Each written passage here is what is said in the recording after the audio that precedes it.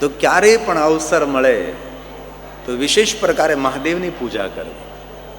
અને મહાશિવરાત્રિના દિવસે જો શિવાલય જવા ન મળે તો આપણા ઘરની અંદર જે આપણે ઘરમાં શિવલિંગ રાખીએ છીએ તેને ચલિત શિવલિંગ કહેવાય છે. હાલતું ચાલતું હરતું ફરતું શિવલિંગ, તેની પૂજા કરવી. અને એ પણ ઘરની અંદર જો શિવલિંગ ન હોય તો માટીનું શિવલિંગ બનાવવું, જેને પાર્થેશ્વર મહાદેવ કહેવાય છે. પાર્થેશ્વર મહાદેવની પૂજા કરવી તુલસીની પાસે પણ કરી શકાય છે, બિલવૃક્ષની નીચે પણ કરી શકાય છે.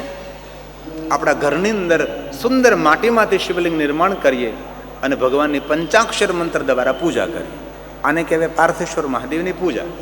માટીમાંથી નાનકડા નાનકડા શિવલિંગો બનાવવાના અને બિલવૃક્ષની પાસે બેસીને અથવા મોટું બિલવૃક્ષ હોય તો એની નીચે બેસીને પાર્થેશ્વર મહાદેવની પૂજા કરવી.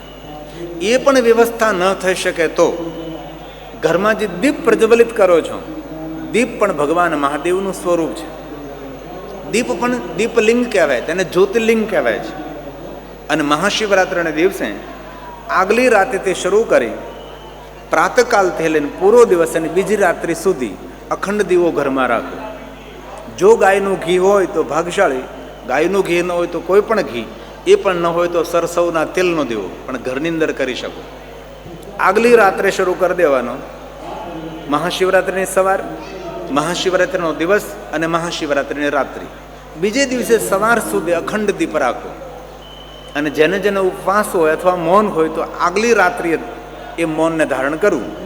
રાત્રિ, દિવસ અને રાત્રિ, અને બીજે દિવસે શિવના દર્શન કર્યા બાદ એ મૌનને છોડી શકાય છે. આ છે મહાશિવરાત્રિનો મહિમા.